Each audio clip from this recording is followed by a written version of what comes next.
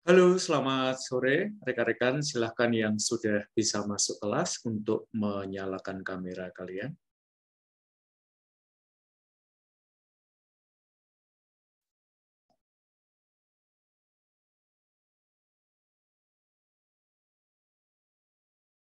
Oke, mumpung kalian masih segar, saya ingin memberitahukan tugas terstruktur yang perlu kalian kerjakan Rabu depan ya. Jadi Rabu depan kita tidak akan menyelenggarakan kuliah, tapi saya memberikan tugas terstruktur untuk dikerjakan. Kalian boleh memilih salah satu dari 3 film yang saya rekomendasikan. Yang pertama adalah Sang Pencerah, Kiai Haji Ahmad Dahlan. Yang kedua adalah Cokro Aminoto, Guru Bangsa. Dan yang ketiga adalah Sugio, Uskup Pribumi. Nah, biar tidak salah tangkap ya, karena saya kemarin memberikan tautan kepada teman-teman semester 1 ya, tautan film malah yang ditonton film lain ya, jadi nggak nyambung dengan yang kita diskusikan di kelas ya. Maka buat kalian mudah-mudahan kalian terkoneksi dengan saya ya. Hanya 3 film itu yang akan saya nilai ya. Jadi kalau kalian milih film yang lain akan saya kembalikan. Jangan coba-coba cari sinopsis di internet karena tidak ada yang cocok dengan kelas ini ya. Jadi soalnya saya buat sangat customize. Jadi kalau kalian nyari sinopsis tentang film Ahmad Dahlan atau Sugio atau Cokro Aminoto pasti salah konsep ya. Langsung tak kembalikan begitu kalian kirim ya. Dan itu berarti kalau salah konsep seperti dalam MasterChef Indonesia ya, masuk pressure test. Jadi kalian saya anggap gagal di dalam tugas itu ya. Gimana Mbak Brigida Adinda, sudah kelihatan good looking di kamera? Oke, jadi tugasnya adalah itu. Seberapa panjang kalian perlu menulis ya? Minimal 500 kata saja ya. Apakah saya boleh menulis lebih dari 500 kata? Boleh ya. Tapi jangan kurang dari 500 kata ya. Kalau 501 boleh enggak ya? Mosok tambah cuman 1 kata ya, buat tambah lebih dari 1 kata lah ya. Nah, apa yang perlu ditulis dari kalian nonton salah satu dari 3 film yang saya rekomendasikan ya. Saya ulang lagi ya, jangan ditonton ketiga-tiganya. Kalian boleh nonton ketiga-tiganya, tapi nulisnya 1 film saja ya. Tidak usah diceritakan bahwa pemerannya adalah ini dan itu ya, saya udah tahu ya. Jadi langsung to the point saja. Nah, yang ingin saya pengen bahwa kalian menulisnya adalah fokuslah pada salah satu nilai Pancasila dalam melihat film itu. Misalnya ya, Cokro Aminoto. Cokro Aminoto di dalam film itu diceritakan bahwa dia bilang, kita itu banyak loh, kita itu sebenarnya kuat ya, tetapi mengapa secara ekonomi kita lemah? Maka Cokro Aminoto lalu memikirkan ya, dengan Sarekat Dagang Islam dan kemudian menjadi Sarekat Islam ya, agar terutama para pribumi itu semakin mengalami keadilan sosial ya. Jadi sila kelima. Nah, mungkin nanti kalau kalian nonton Sugio, mungkin kalian tertarik dengan sosok Mariam ya, karena dia merawat orang-orang yang ada dalam pengungsian. Lalu kalian bisa mengutip percakapan yang disampaikan oleh Mariam ya kepada wartawan Belanda atau sosok yang lain ya, yang bilang pada dia ya, perawat harusnya nggak nangis ya.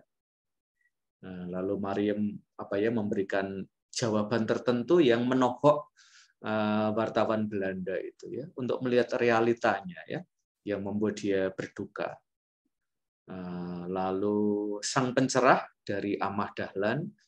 Ya, silahkan kalian menemukan kutipan yang menarik dan terkait dengan sila tertentu dari Pancasila. Ya.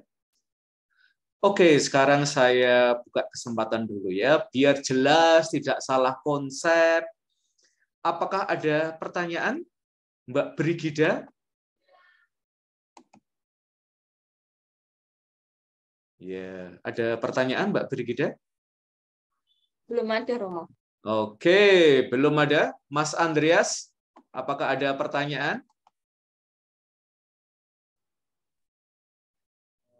Mau tanya itu nanti kita dari film itu yang harus ditulis apa ya, Romo? Kayak pertanyaan tentang Misalnya gini ya, Andreas, misalnya ketuhanan yang Maha Esa dalam film Sang Pencerah. Nah, kayak gitu. Atau jadi kemanusiaan yang adil dan beradab dalam Sugio. Atau Persatuan Indonesia dalam Cokro Aminoto, Guru Bangsa. Misalnya kan di situ Cokro Aminoto itu melihat ya bahwa etnis Tionghoa dan etnis Jawa itu kan diadu domba ya oleh company ya. Sehingga di dalam film itu ada peristiwa bakar-bakaran ya. Nah, padahal sebenarnya kalau Tionghoa dan Jawa itu bersatu, wah itu bisa mengusir penjajah ya. Nah, kamu fokus pada bagian itu ya. Tidak usah fokus pada bagian misalnya ini ya Cokro Aminoto yang dirasanin oleh mertuanya ya. Kok pada momen-momen istrinya itu mau melahirkan Cokro Aminoto nggak nongol ya. Hari ini di kelas kita ada penghuni baru ya, kucing yang cute ya. Ikut kuliah kita, jangan lupa nanti dipresensikan ya Mbak Brigida. Jadi dia boleh dapat nilai ya semester ini ya. Jadi nanti siapa tahu kucingnya dapat A, Mbak Brigida dapat B ya. Jadi kucingnya lebih rajin ya. Oke. Apakah jelas, Andreas? jelas, Romo. Terima kasih. Oke, kita tanya-tanya dulu ya, biar tidak salah konsep ya. Karena kadang-kadang salah konsep yang terjadi. Ya, Mbak Claudia. Apakah ada pertanyaan? Ya, ada pertanyaan, Mbak Claudia? Jelas? Untuk saat ini belum ada pertanyaan, Romo. Oke. Mbak Kansa, mau tanya-tanya? Mau memastikan sekali lagi aja, Romo. Jadi kita suruh pilih salah satu dari 3 film Salah itu, satu film. antara Sang Pencerah, Cokro Aminoto, atau Guru Bangsa. Lalu kita mengulas salah satu nilai Pancasila yang paling kuat, minimal 500 kata, gitu ya, Romo? Ya, ya. Tidak perlu sampai 5.000 kata ya, Mbak Ya, Kansa. Nanti makasih, panjang Romo. banget ya. Lalu mungkin challenge-nya gini, teman-teman. Kalau Mbak Kansa itu nonton Cokro Aminoto atau Sang Pencerah, kayaknya udah biasa toh Mbak. Udah tahu gitu loh. Nanti mungkin Mbak Kansa pilih Sugio ya. Siapa tahu belum nonton ya. Itu akan keren sih sehingga nanti bisa cerita gitu loh ya. Kemarin saya nonton film ya. Keren loh ya. Atau nanti sama ya teman-teman yang Katolik mosok nonton Sugio ya. Itu udah film yang sering ditonton ya. Mbok milih Cokro Aminoto atau Sang Pencerah ya. Jadi kita nambah ilmu gitu ya. Gitu ya, Mbak Kansa? Oke, ya. Tapi saya ngefans banget sama Sugio sebagai orang Katolik, boleh, tidak dilarang ya. Mbak Kresia, sudah jelas tugasnya?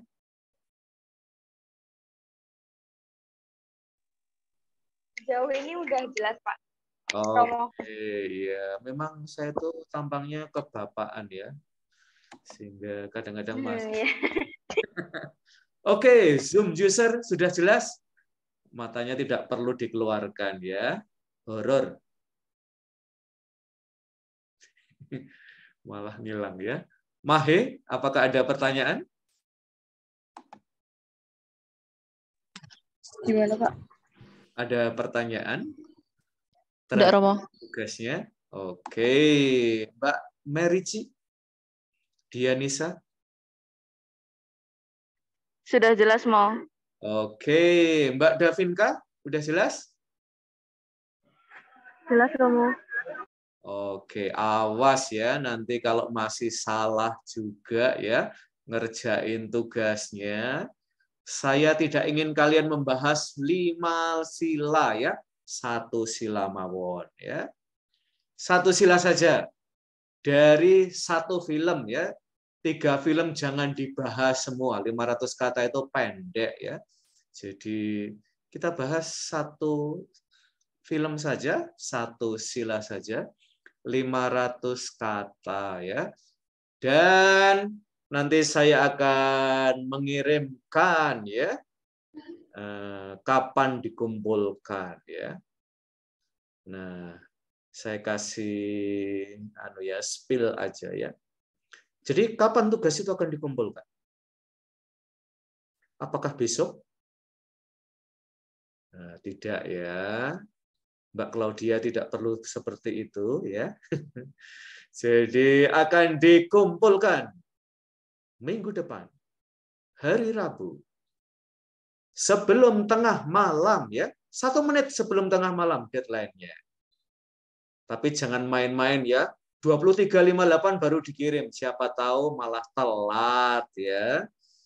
Saya senang kalian suka menit-menit terakhir ya. Cuman kadang-kadang belajar USD-nya siapa tahu macet ya.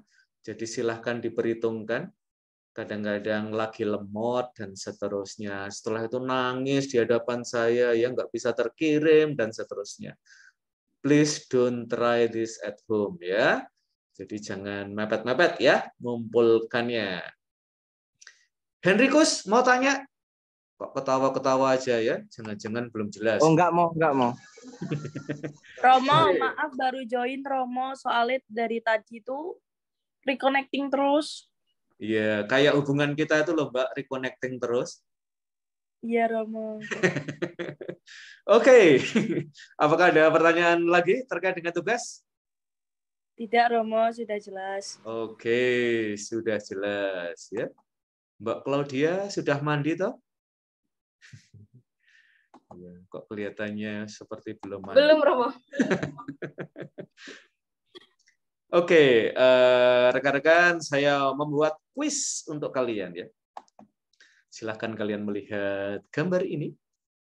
Bentar ya. Bukan yang ini ya. Kita akan ke yang pertama.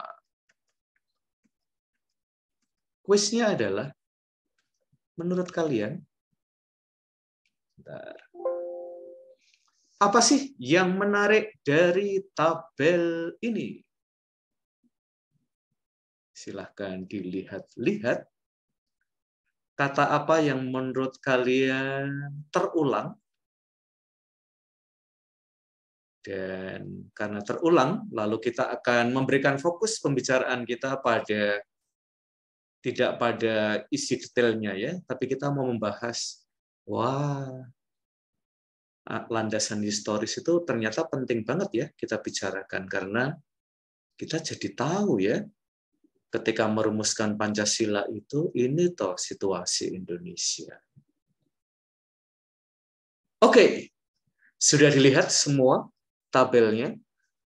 Ya, sudah ketemu jawabannya? Oke, silahkan dilihat dulu.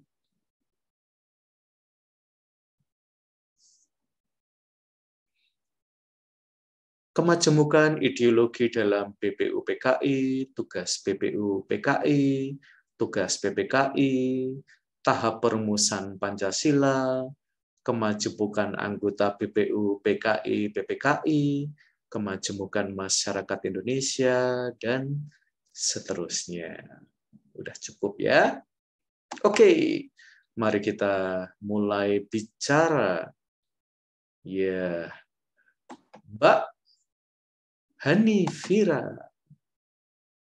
Ya, Mbak Hanifira, kira-kira apa yang menarik ya? Saya termasuk baca bahasa tubuh ya. Kalau garuk-garuk di kening itu mikir ya, apa ya? Saya mengenali bahasa tubuh kalian ya. Jadi Jangan di-spill ya bahasa tubuhnya ya. Saya bisa mengerti beberapa bahasa tubuh itu menunjukkan tidak tertarik atau sangat tertarik, ya, cuek dan seterusnya. Oke, Mbak Hanifira, apa yang menarik, Mbak?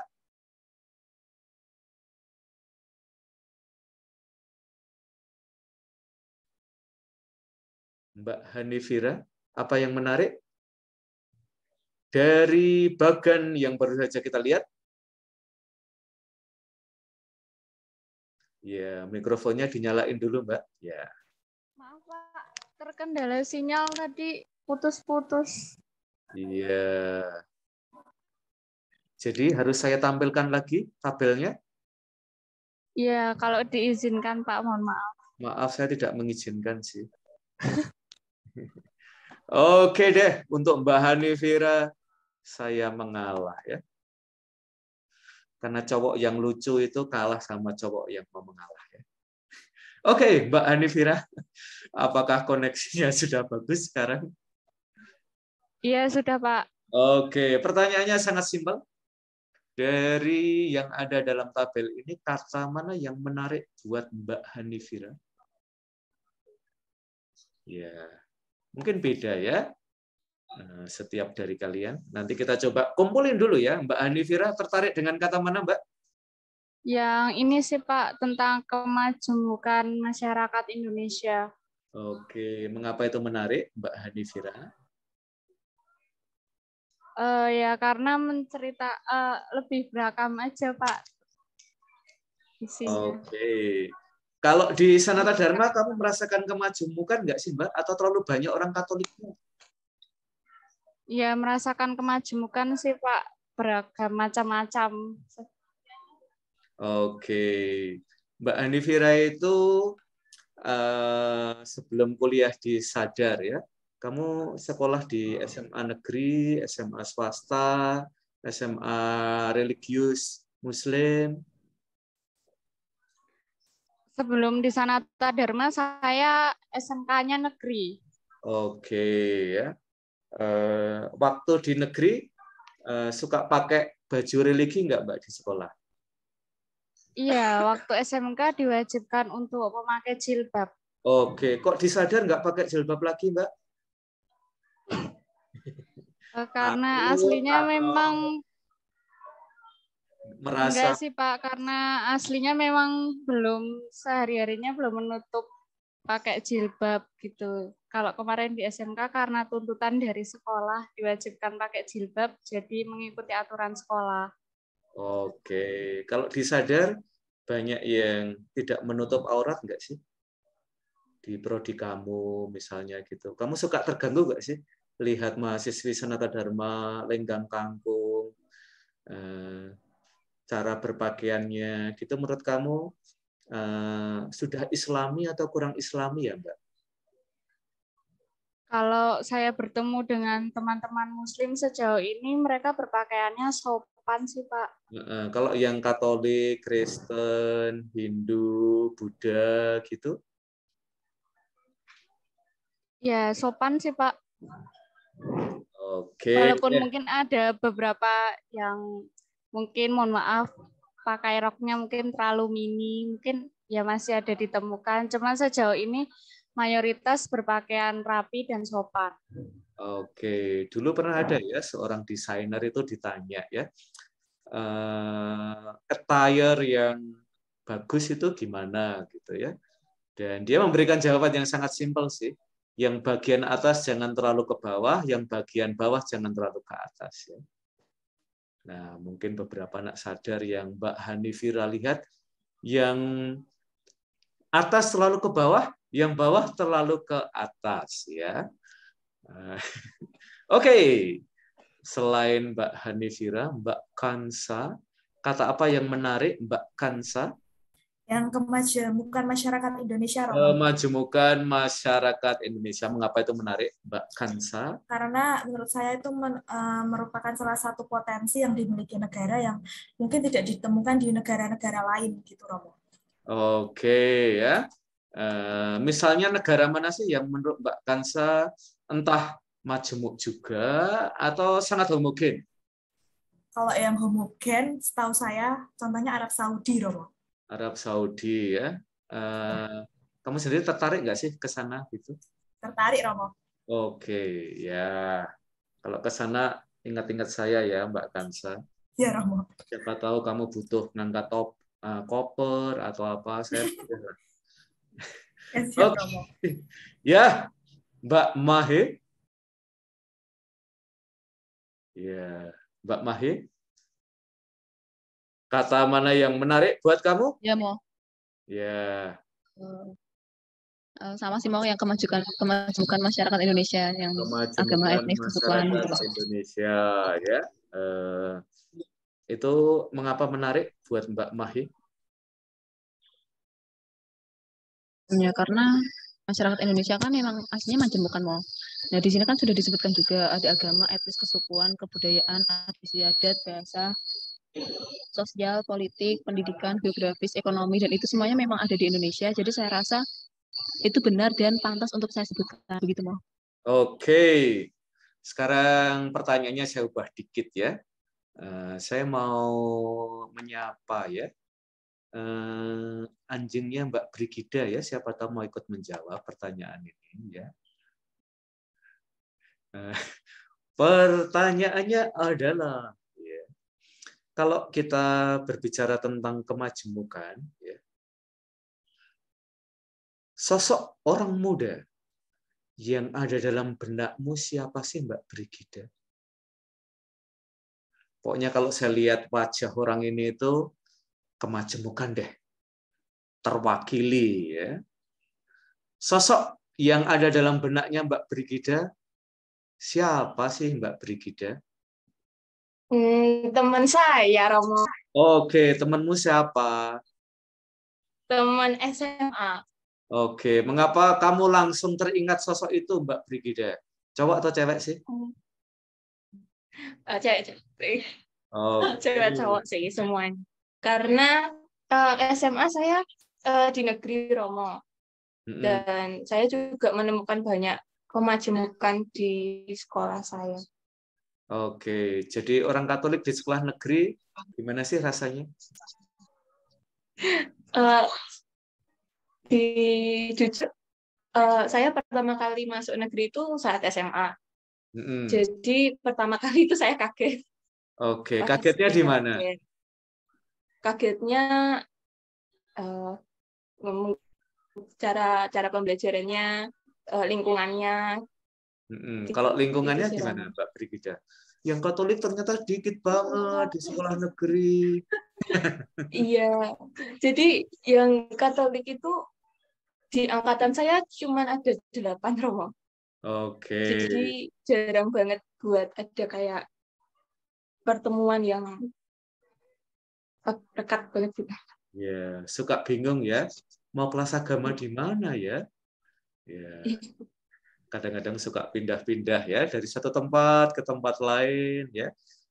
Bahkan mungkin beberapa mengalami kelasnya di perpustakaan ya karena tidak ada ruang lain ya. Itu negeri banget ya kayak saya dulu. Saya juga negeri ya. Oke, Andreas Kurniawan. Kalau kita bicara tentang kemajemukan orang muda, kira-kira yang ada dalam bayanganmu siapa sih, Andreas? Boleh sosok manapun ya, pemain film, pemain musik, atau profesi apapun deh yang ada di dunia ini ya. Yang kamu bayangkan siapa sih, Mas Andreas? Yang saya rasakan kemajemukannya itu pada saat sama teman-teman kerja saya, Pak. Oke, kemajemukan sama teman-teman kerja ya. Positif, negatif? Positif sih, Romo. Jadi kayak mereka dari yang berbeda-beda agama, berbeda dari latar belakang juga di lingkungan kerja saya itu juga saling membantu, saling memberi support sama memberi semangat dalam sehari-harinya. Oke, terima kasih Andreas. Jadi kebertetanggaan religius ternyata positif ya. Nah, saya mau tanya nih, teman-teman yang Muslim, Selain Mbak Hanifira dan Mbak Kansa ya, di ruang ini siapa lagi sih teman-teman yang Muslim? Karena saya mau tanya yang agak susah ya. Yang teman-teman Muslim, raise your hand please. Saya pengen tahu ya pendapat kalian. Ya, Felicia Amanda, Anggita, ya Mbak Felicia, silahkan dinyalakan kameranya Mbak. Nama kamu Kristianis sekali loh Mbak, Felicia ya. Waduh, saya tadi tak kira kamu itu anak gereja ya. Ya, Amanda juga biasanya Kristiani loh, kok ini ada Felicia Amanda Muslim. Romo agak berisik ya. Oke, enggak apa-apa ya. Tidak perlu di-mute ya teman-teman kamu ya. Enggak apa-apa, mereka enggak apa-apa. Oke, Mbak Felicia. Pernah nggak sih kamu mendengar kata yang saya ketik ini? Gimana Romo? Ya. Islamisme. Islamisme. Ya. Teman kamu jangan lupa disuruh presensi ya di kelas 1. Kamu mungkin Islamisme apa? Ya, pemahamannya Mbak Felicia tentang Islamis, pernah dengar kata Islamisme enggak? Pernah. Oke, positif Ini atau barusan dengar. Islamisme itu? Apa ya?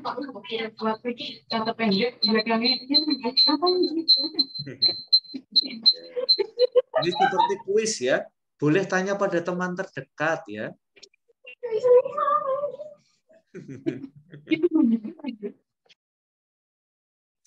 Oke, positif atau negatif Mbak Felicia?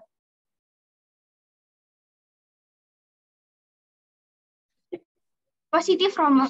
Positif. Positifnya di mana sih istilah ini?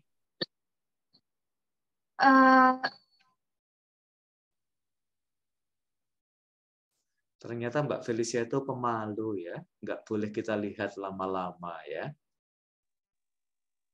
Maaf Romo. Saya paham tapi kurang bisa cara jelasin ya. Oke, jadi butuh berapa lama untuk kamu bermeditasi? Setelah itu kamu menyampaikan hasil permenunganmu pada kita? 1 jam cukup? 3 jam Romo. Oh, 3 jam. Ya, kelasnya cuma 1 jam, kamu butuh 3 jam ya. Oke, yang sudah kamu ketahui deh, yang sudah bisa diomongin. Gimana Romo? Yang sudah ada dalam benak kamu deh. Kamu omongkan nggak lancar juga nggak apa-apa. Setelah ini Pengertian Islamisme. Ya, tentang Islamisme. Apa tuh Islamisme?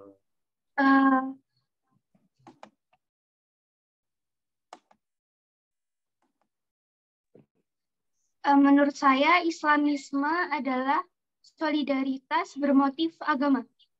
Solidaritas bermotif agama ya. Maka Mbak Felicia Amanda memandang itu positif ya.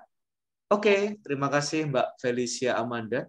Jangan lupa meneruskan pertemuannya 3 jam loh Mbak Felicia Amanda. Pokoknya sebelum 3 jam setelah kelas ini kamu sudah tanda tangan, berarti kamu tidak merenung lagi ya. Saya tunggu ya.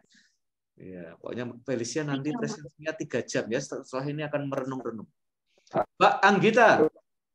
Ya. Pernah mendengar kata Islamisme Mbak Anggita?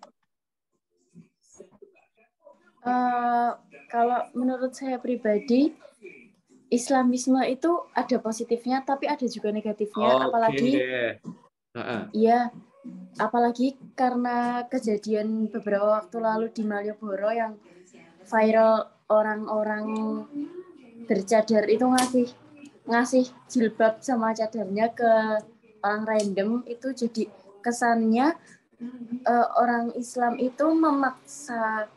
Enggak memaksa sih, apa ya? Ya memaksa sih.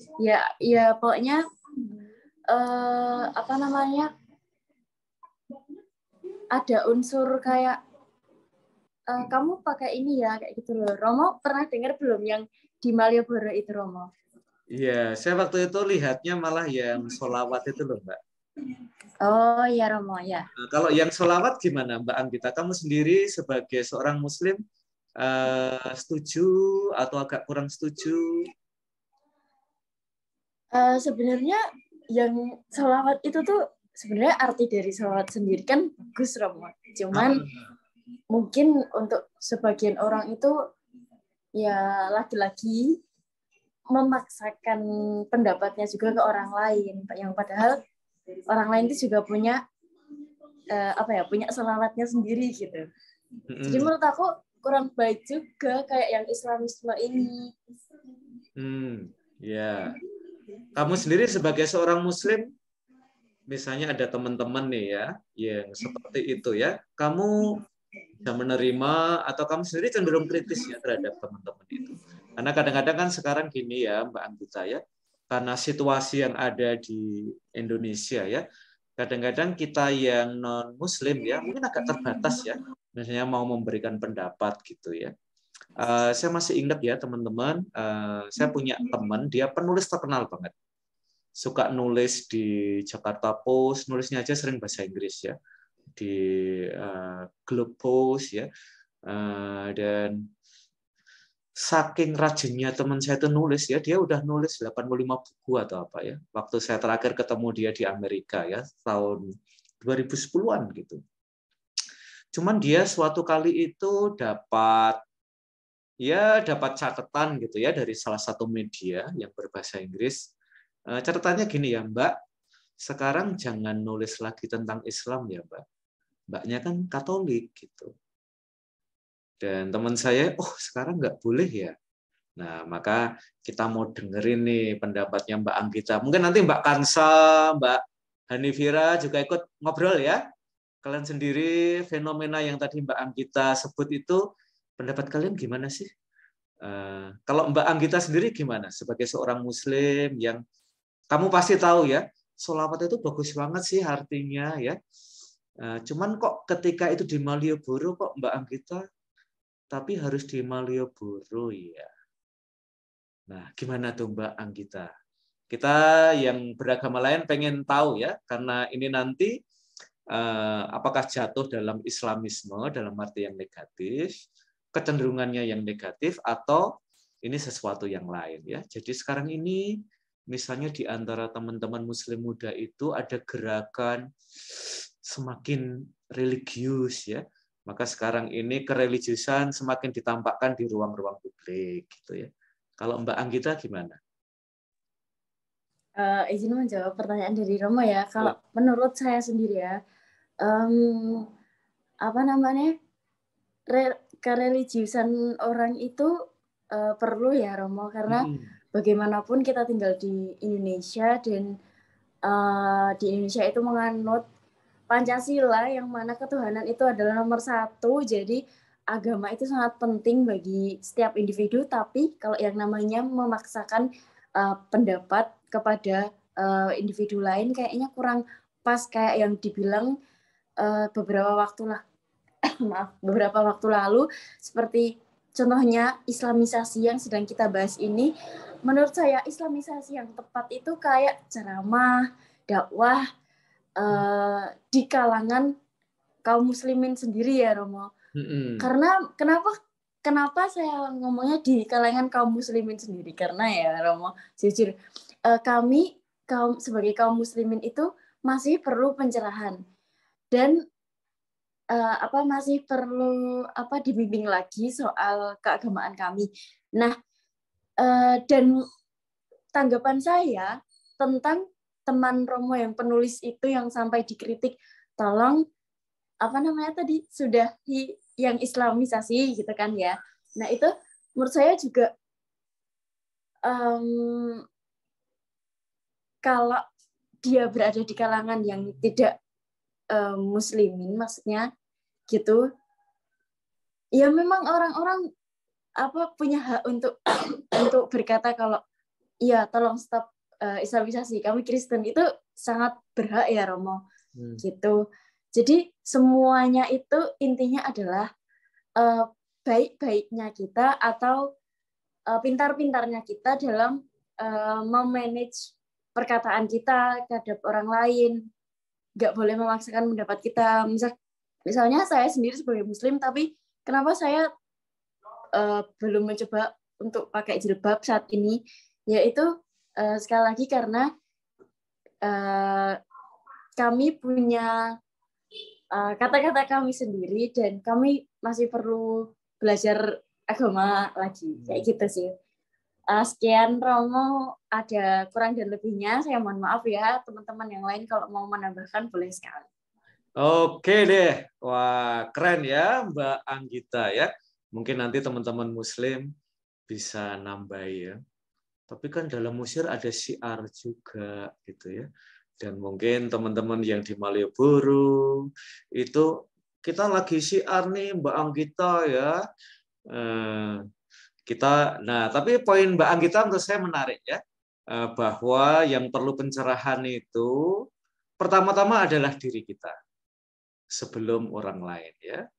Dan kayaknya Mbak Anggita, wah ini rendah hati sekali ya. Saya tuh masih butuh belajar agama Islam loh. Jadi saya nanti deh pakai hijabnya gitu ya. Oke, Mbak Anggita. Nah, ada Mbak Hanifira, ada Mbak Kansa. Siapa yang mau nambahin nih? Atau menanggapi juga boleh ya. Silahkan. Salah satu, Mbak Kansa atau Mbak Hanifira yang mau nambahin? Ya, malah diam semua ya. Jangan-jangan nanti saya buka mikrofon, nanti teman saya juga buka. Ya udah, Mbak Hanifira dulu aja. Ya, biar antri ya yang lain. Gimana Mbak Hanifira?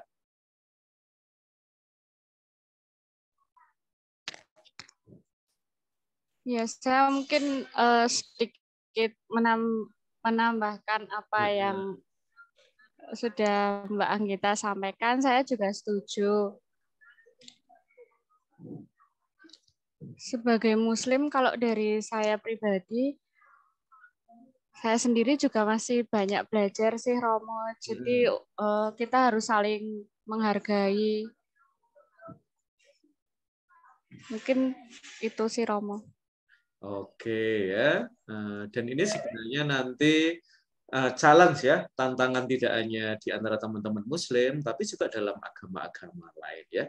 Ketika kita menempatkan diri sebagai elit religius ya, elit religius itu kita menempatkan diri di atas yang lain ya.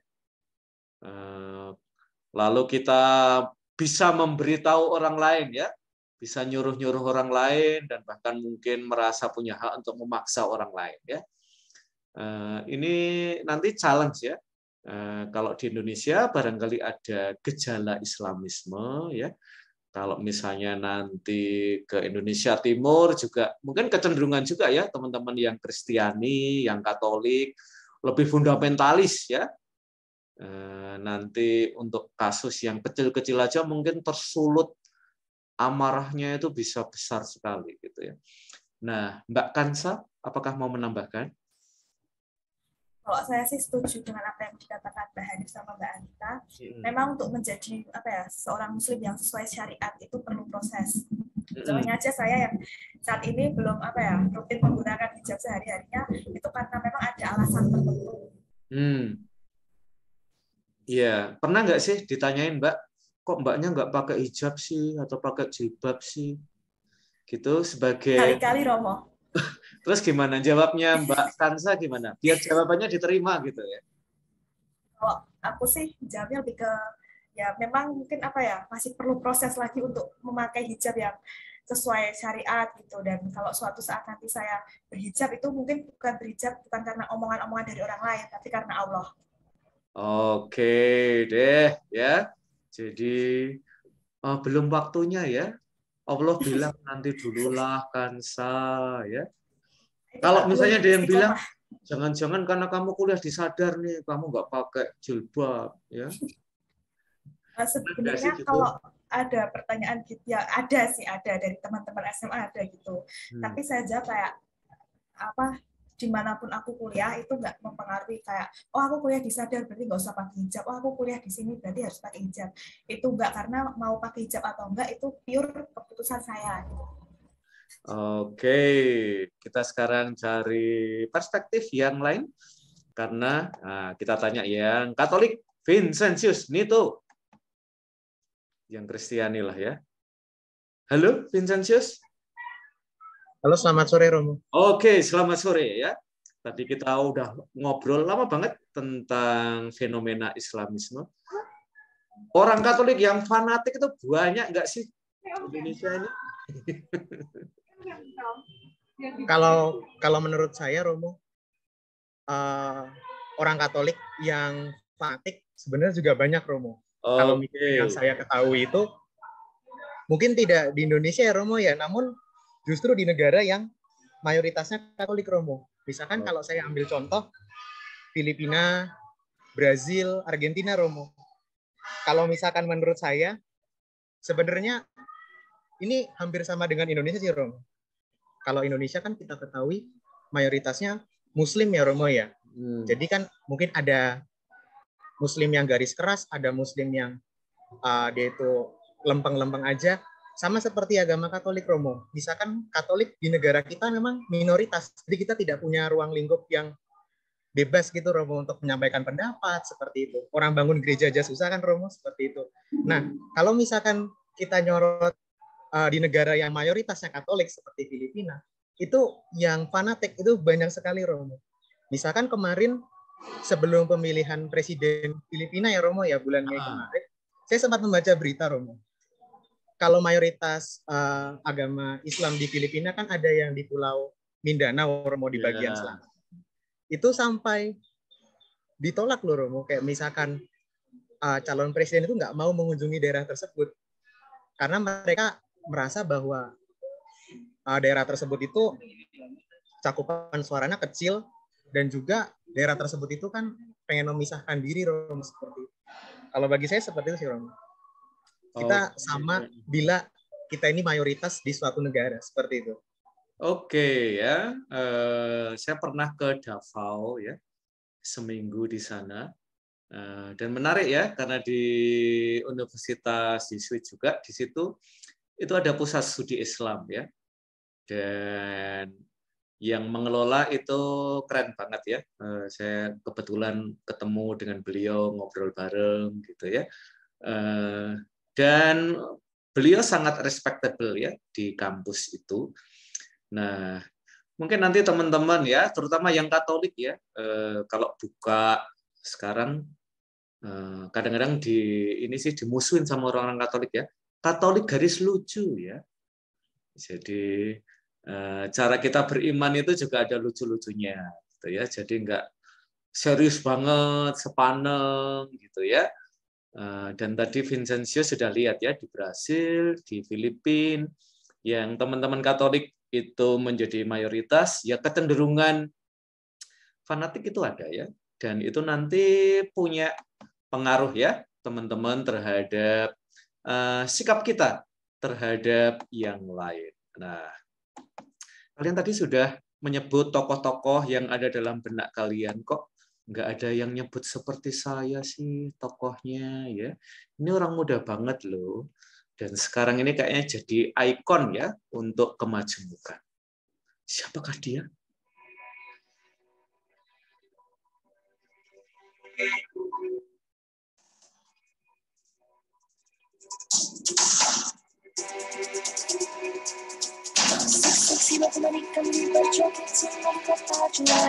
Namanya adalah Alfired ya.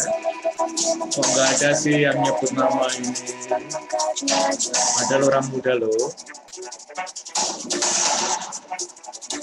Cuplah suara mengeteng kelenter membuka kantong kuda tak empang lere sopong guyang dole angke sir pong dole kopong sir pong dole kopong ambar pisangku baru masak sabigi diurung bari manggalepok patah kayu pengkok dimakan apinya cancurupang rasa sayangi ini ya tali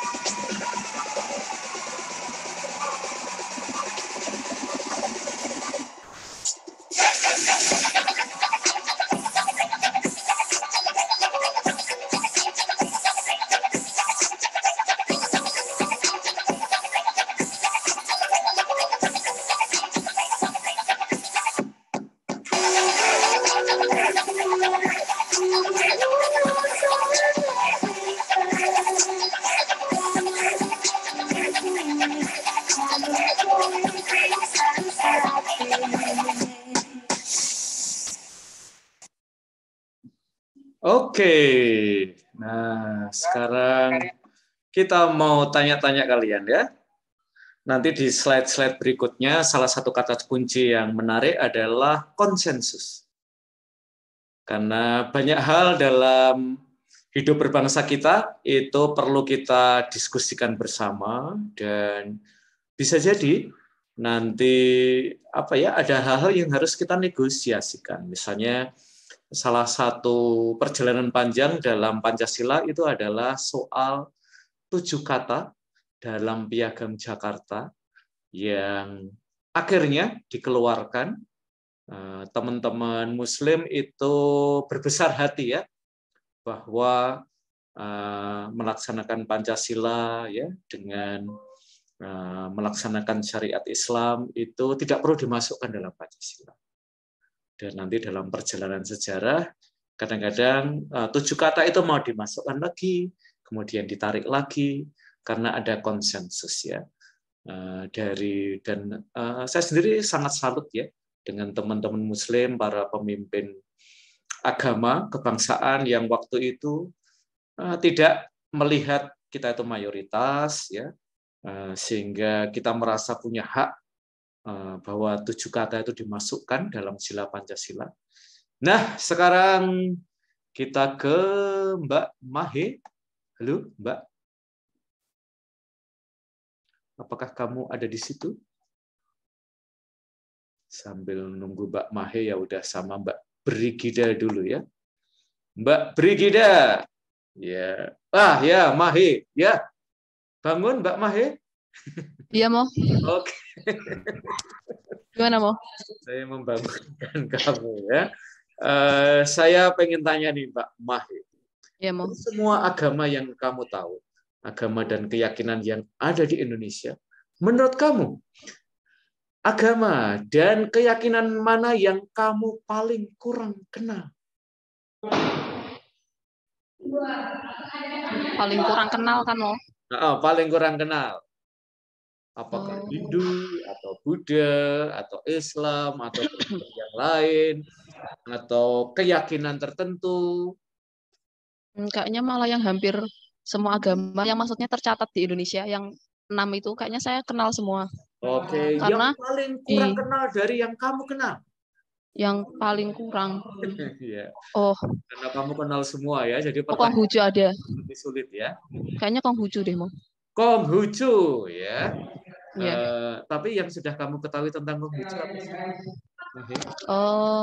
Saya dulu pernah mikir waktu kecil sih mau Konghucu itu tuh kayak Buddha gitu kan, ternyata beda kan, Mo. Soalnya saya dulu mikirnya Konghucu itu ada biksu. Nah, ternyata bukan biksu. Nah, terus jadinya beda gitu, Mo. Terus saya tuh hanya taunya Konghucu itu hampir sama aja kayak Buddha. Karena mereka kayak pakai dupan aja. Cuma itu aja sih, Mo.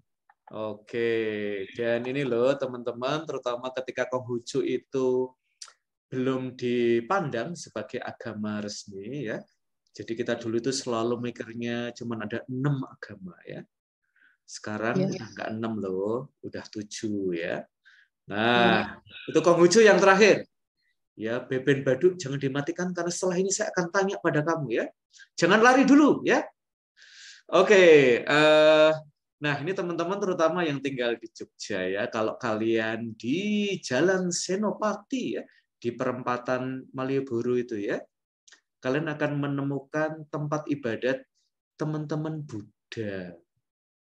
Nah, sebelum teman-teman Konghucu itu diakui sebagai agama resmi, teman-teman Konghucu itu suka nebeng ibadat di tempat agama Buddha itu ya. Jadi ada satu ruang yang teman-teman Konghucu itu boleh beribadah di situ ya.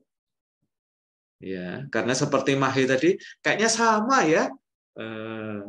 Dan mungkin waktu itu juga begitu ya, karena tidak ada tempat lain yang sudah diakui, maka teman-teman Konghucu itu beribadah di situ ya. Dan pernah loh teman-teman, ada sebuah survei di Taiwan ya.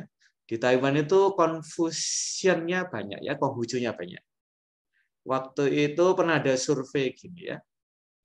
Apakah kamu memeluk agama Konghucu?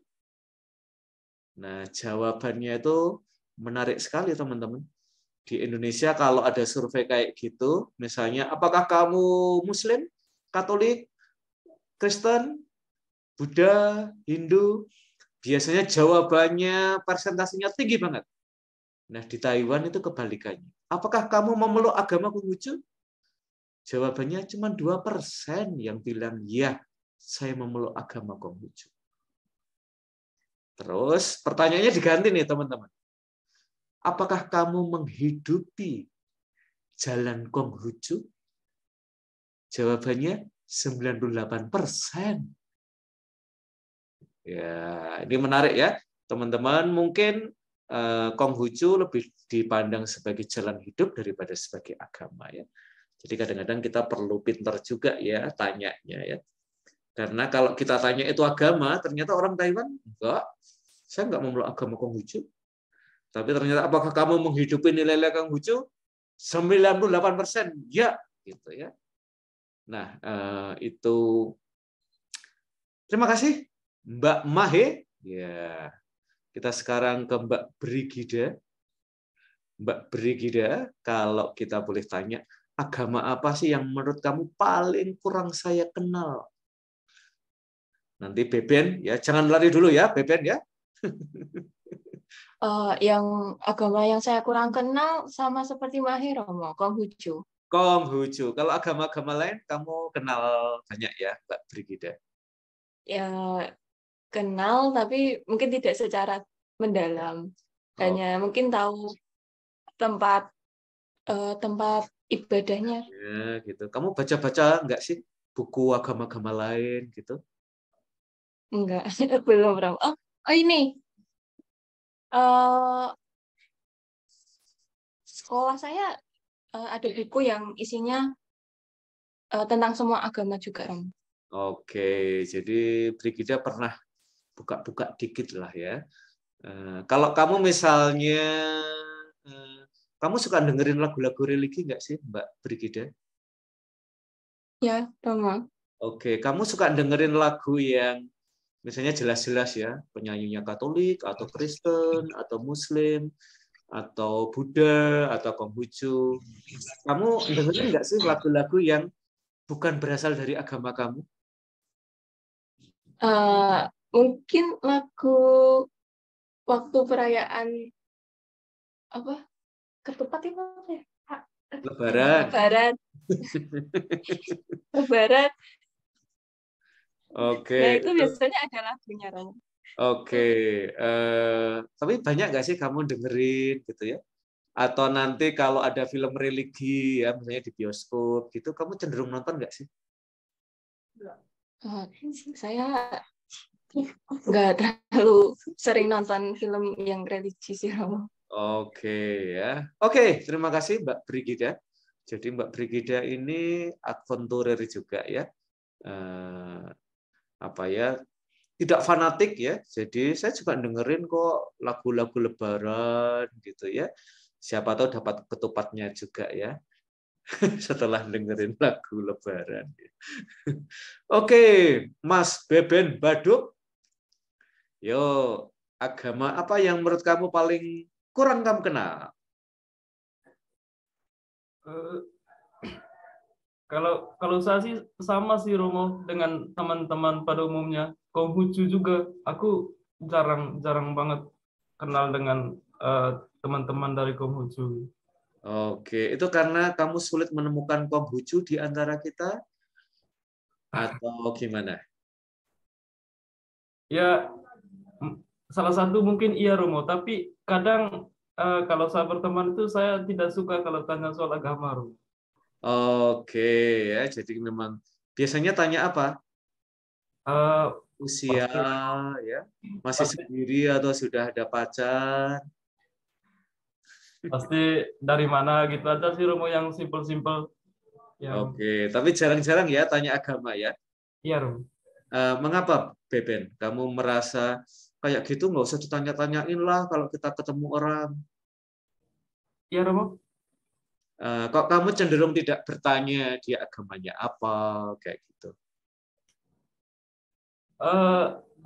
Kalau saya sendiri gini Romo, aku sedikit paham kalau di Indonesia itu ada Pancasila dan menjunjung tinggi nilai agama yang mungkin di dalamnya seperti itu. Cuman kebanyakan orang itu memperlakukan orang lain dari sudut pandang agama misalnya. Misalnya saya sendiri dari Katolik garis keras mungkin ya. Waduh, berbahaya sekali ya kamu ada di ruangan ini ya. Garis keras. Kalau kamu melihat garis kerasnya di mana sih, Beben?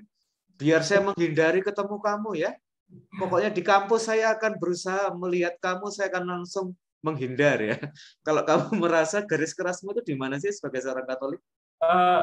Garis kerasnya begini, Romo. Kalau Katolik itu kan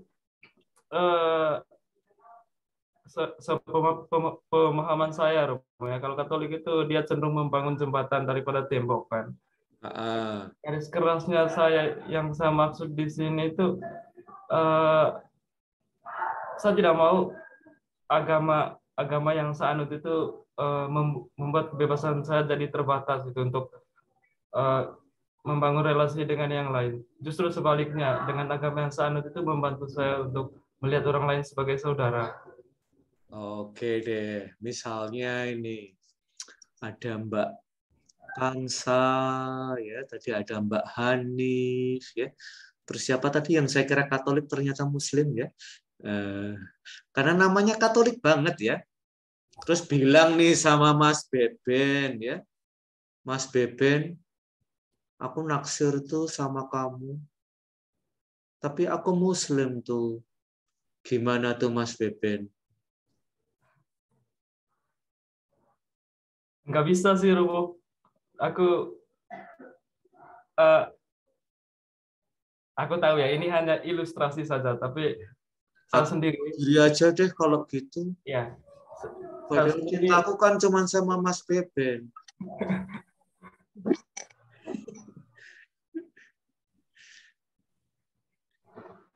Katanya mau bangun konsensus. Katanya meskipun kita itu nggak seiman, kita bisa seamin.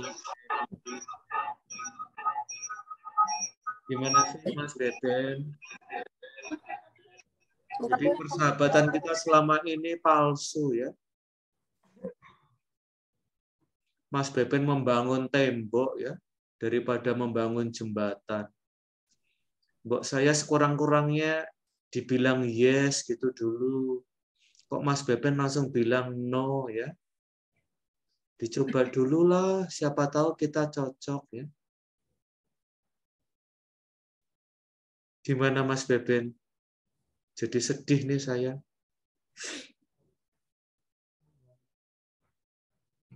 Masih banyak yang lain sih. Masih banyak yang lain. Nah, ini adalah contoh Katolik garis keras ya. Mas Beben langsung terseduh-seduh ya, mematikan kameranya ya. Oke, rekan-rekan, ternyata nggak selalu gampang loh membangun konsensus ya. Mbak Hanif, Mas Beben sudah menutup pintu hatinya dari kamu ya. Ini baru bilang saya naksir aja Mas Beben sudah mematikan kamera ya, lari ya. Nanti dicoba bahasa Mbak Hanif ya, kalau ketemu Mas Beben nanti coba di-challenge dengan kata-kata saya tadi ya. Mas Beben, saya ada hati loh sama kamu ya. Biar Mas Beben mikir-mikir ya. Oke. Rekan-rekan, hari ini kita udah ngomong banyak banget ya. Dan terutama saya teringat ya oleh teman saya, Arif Nur Safri ya, dia dosen di salah satu kampus di Jogja. Mas Arif ini menarik sekali ya, karena dia pernah dapat award ya di bidang pendampingan orang-orang istimewa yang di Jogja. Mas Arif Nur Safri ini ngajarin teman-teman waria untuk membaca Quran ya. Dan Mas Arif ini menarik sekali ya, dia pernah bilang ya, Romo, kita itu seringkali ini loh jauhin orang karena kita tidak kenal orang itu ya. Tapi kalau kita kenal, dari dalam Al-Quran itu dikatakan karena ketidaktahuan ya, kita itu lalu jadi punya sikap tertentu terhadap agama lain. Nah, kita seringkali harus mengatasi ketidaktahuan gitu ya. Nah, ini adalah latihan kecil kita, rekan-rekan, pada hari ini, dan sayangnya saya belum menemukan ya sesuatu yang terkait dengan konfusian yang kebanyakan dari kalian tidak banyak tahu tentang itu ya. Maka saya tampilkan aja yang saya tahu ya. Sekurang-kurangnya kalian pernah ke Bali kan waktu SMA ya. Kita akan mengakhiri kelas ini dengan mengenal lebih dekat teman-teman dari Hindu.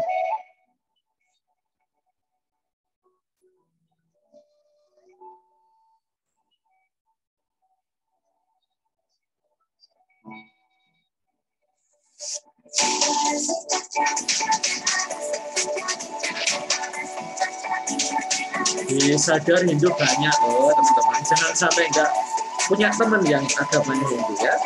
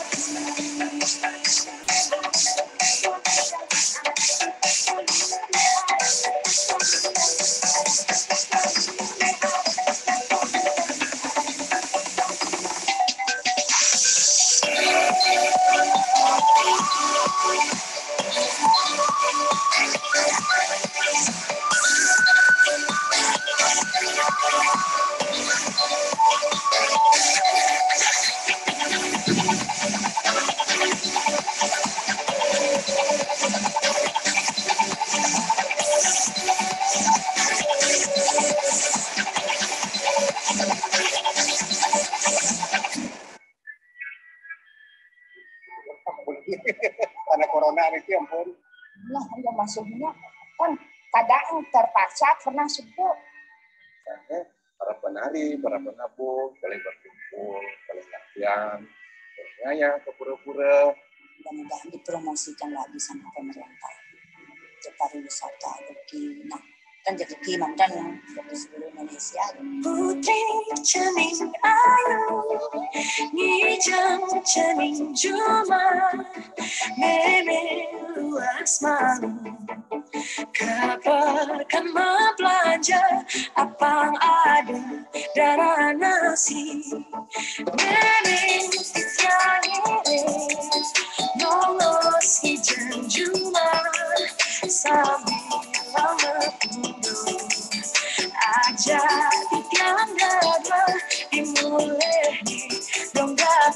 di tanah airku tidak kulupakan,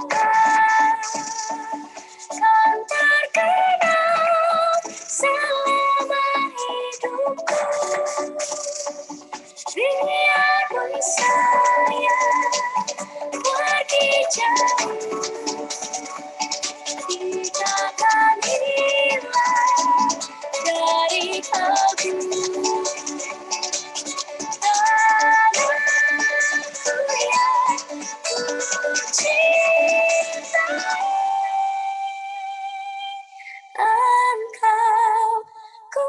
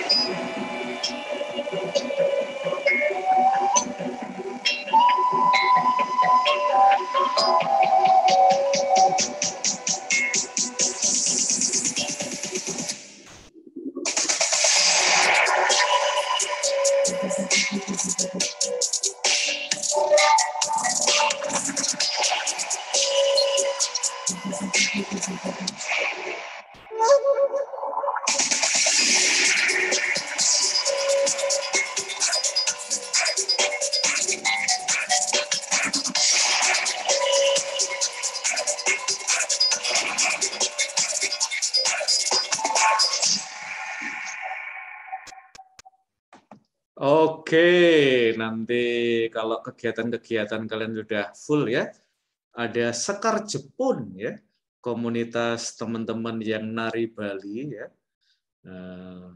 yang Muslim, yang Katolik, yang Kristen, yang Buddha boleh ikut ya, tidak harus belakangnya Hindu.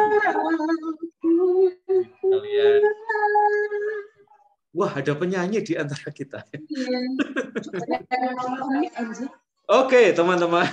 Barangkali yang dibutuhkan kita bukan garis keras ya, tapi garis lucu ya. Sehingga kita itu bisa berkonsensus satu dengan yang lain. Oke, terima kasih untuk partisipasi kalian ya. Minggu depan kalian jangan mencari-cari saya di ruang Zoom ya. Kalian carilah saya di ruang LMS ya untuk mengumpulkan tugas.